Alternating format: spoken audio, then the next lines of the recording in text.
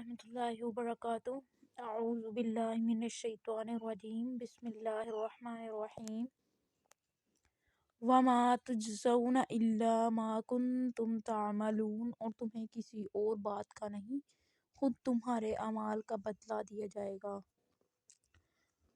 قال رسول اللہ صلی اللہ علیہ وسلم، حضرت عبداللہ بن عمر رضی اللہ تعالیٰ عنہ سے روایت ہے، انہوں نے کہا، جب مسلمان مدینہ آئے تو وہ اکٹھے ہو جاتے اور نمازوں کے اوقات کا انتظار کرتے، کوئی اس کا اعلان نہیں کرتا تھا۔ ایک دن انہوں نے اس کے بارے میں گفتگو کی تو بعض نے کہا، عیسائیوں کے گھنٹے کے مانند 1 گھنٹہ لے لو، اور بعض نے کہا، یہود کے کرنا جیسا کرنا۔ البتہ حضرت عمر رضی اللہ تعالیٰ عنہ نے کہا، تم ایک آدمی ہی کیوں نہیں بھیج دیتے جو نماز کا اعلان کرے؟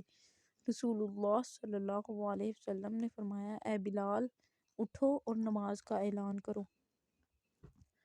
یا ایھا الذین آمنوا ادخلوا فی السلم کافۃ ولا تتبعوا خطوات الشیطان انہ لکم عدو مبین۔ اے ایمان والو، اسلام میں پورے داخل ہو جاؤ اور شیطان کے راستوں پر نہ چلو، بے شک وہ تمہارا کھلا دشمن ہے۔ محبوب چیز کا چھن جانا۔ قتیبہ یعقوب بن عبد الرحمن عمر سعید مقبری حضرت ابو ہریرہ رضی اللہ تعالیٰ عنہ کہتے ہیں کہ رسول اللہ صلی اللہ علیہ وسلم نے فرمایا کہ اللہ تعالیٰ فرماتا ہے کہ جب میں کسی مومن بندے کی محبوب چیز اس دنیا سے اٹھا لیتا ہوں، پھر ثواب کی نیت سے صبر کرے تو اس کا بدلہ جنت ہی ہے۔